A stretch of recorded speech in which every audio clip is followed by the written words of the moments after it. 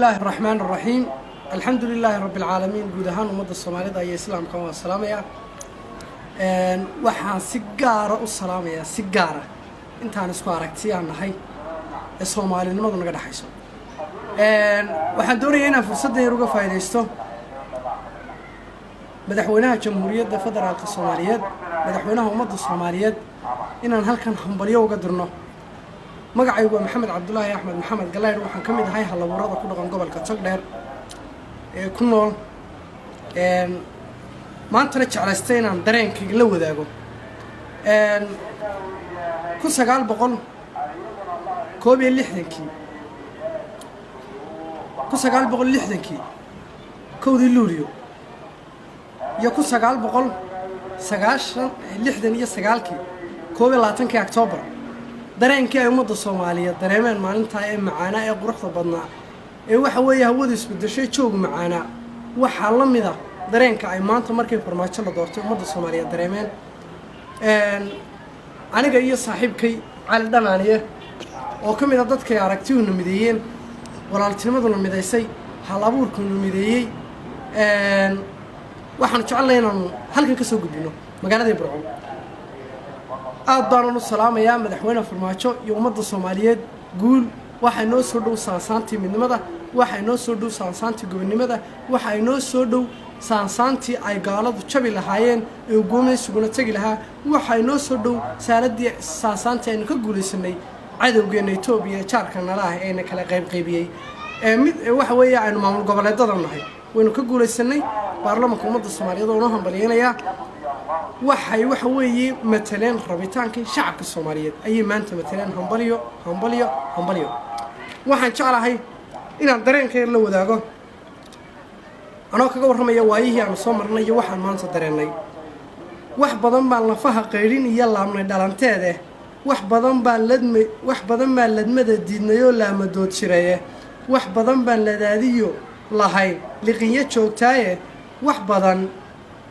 badan bay duruufaha linkaxan talisay liidiye wax badan baan la soo ahayn laalishkurataaye wax badan baan liciifnoo lahayn luudi socotaaye wax badan baan lagdamaynoo qabiil nagu lifaaqnaaye wax badan buu lidkeennii burburay gaalka layn jireeye wax badan buu labkeennii adka loodintii dhigaye wax badan baan labeentii dalkiya laabnay samihiiye boqboqood la yaab laa lisiyo ligala noo haaye iminkaan lanaantii galniyo liiga nololeede nafsigii la waayaa ku imin laafyo loo bogaye 60kii halkii uu surmuuca walayrsaday liibaanta Soomaalidii luxud ku saarnaaye soo noqontay libintii iyo xaqii luunku daashadaye dad lulooday baa toosay oo leefay malabkii caawu lulmanaya dhulkii loo laxaad guraye waxay laabtoolashaba hadda laacyo loo galay ma lugo ina gaalkii qurmaa diifta laasimaye lillaahi hadduu ii dhadhamilugi iyo jiirkiye laban kartidii horo lufadka baabiya lamaaneeya hadafkeena oo laan ku wada booda inna laliya waa ka nasrigu saaran labigaas guud ahaan ummadda Soomaaliyeed oo hambalyeynaya waxaan ku soo dhaweynayaa halabuur Cali Dhanaaniye saaxiib ugu qaaliya oo maanta dareenka uu wadaagay bismillaahir rahmaanir rahiim waan ku faraxsanahay inaan halkan ku soo gudbino aragtida aanu qabno halabuurku waa qof ummadda u dhaxeeya ama koonfur jooga ama waqooyi jooga ama meel kale inta af Soomaaliga laga hadlo waxaan aaminsanahay qofka halabuurka ahi waa qof u dhaxeeya ma aha cid gaar ah qof u xidhan aragtidiisuna ma aha mid cid gaar ah u xidhan ama cid gaar ah ku adeegato waxaan doonayaa halkan inaan ummadda Soomaaliyeed uga hambalyeeyo dareenka quruxda badan ee gobonimada ku dheehan tahay ee lagu soo dhaweeyay laguna qaabilay madaxweynaha cusub ee Soomaaliya mudane Maxamed Cabdullaahi Farmaajo baarlamaanka ummadda Soomaaliyeed waxaan leeyahay waa gudateen waajibkiini iyo xilkii ummadda idinka saarnaa waxana doorateen wadadii isbedelka ee ummaddu u socotay qof in badan loo hanweynaa qofka marka Ilaahay agtiisa laga jeclaado jacaylkiisa dhulka loo soo rogaa dhammaan aragtiyaha aan arkay ee baraha bulshada maray waxay ahaayeen aragtiyo gobonimo ku dheehan tahay oo hambalyo qurux badan loogu dirayo madaxweyne Farmaajo waa qof qalmo baan oran karaa marka aan dhageysto aragtiyihiisa oo qof ay ka dhab tahay wadanimada iyo Soomaalinimada darag wixii aan aragti qabo anigu suugaan ahaan baan ugu soo gudbinay waxaan ma soo leeyahay nin la doortay kula wadaagaya wixii aan oran lahaa aragtidayda noqon ruux dalkiisiyo dadkiisii habeeyo diiftiyo xanuunkii lagu dhaafo daalkii noqon ruux dareen loo ummaddiisii diratiyo u gargaara duulkii colaaduhu dishoodeen noqon ruux ducaystoo dadka simo dhammaanoo daciifnimada dhaafoo dowladdiisa hanan kara noqon ruux dareen loo dadnimada ku caanoo dumaddiisa dhowroo iska reeba duug hadha noqon ruux dulqaad badan ummaddana dareen u leh oo wada daweyn kara noqon ruux ku diirsada dowladaha hayaamee docihiisa wada yaal noqo ruux dukaasiga ku doorsada waxqabashada bogcaddaas laguu diray iyo dowladnimadaas daadihii haldoorkii rabbigow u doorow ummaddeennan daashee kaaruhu duleeyee kulligood dacwadhantee kowkowda loo diray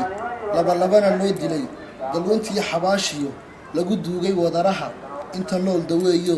dowlad ay ku hiishaan iyo damal hadhweynoy ku nastaan u dooro dowlad ay ku hiishaan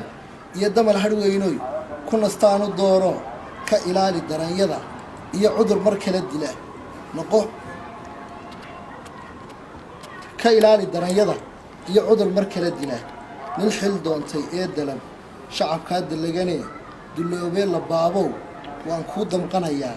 dhaqankiiyo dadnimadiyo dubkaa iigu kaa yaal kuma diidi karayo waxaa tahay dadkaygii inkastoo la daalo maatada la dooxoo diihaan la soo maray dawan kuu rajeeyo waad ka bixi dalluuntiiyo dahadaa laguu jaray waayihii ku daaree kaa daahay naxariis waad ka bixi dalluuntiiyo dahadaa laguu jaray waayihii ku daaree kaa daahay naxariis eraygayga doorkaa murtidayda doolkaa daansho socodkaa maandhow dardaariyo digniintaada weeye waxaan kuugu daray taas dalka hoosu eegeeg ha ku diganin maatada daryeel iyo waxqabad sii waxaan kuugu darayaa waxaad tahay nin loo diray ummad aan dadnimo iyo dastuur iyo waxaga iyo ku garaadsan darajoog siday doonto yeeshee u dulqaado waarhooy haddii kale dabbaa kacay waxaan deel ku soo xidhay danta qaranka dheehoo taadana dib uga dhigo waan kuu ducaynee daayinkey ha kula jiro waxaan leeyahay hambalyo mudane madaxweyne waan kugu hambalyeynayaa kaalintaada ummadda soomaaliyeed uga muuqatay waanan rajaynayaa inaad noqoto qof lagu ilaawo wixii ummadda soo martay ee xanuunka badnaa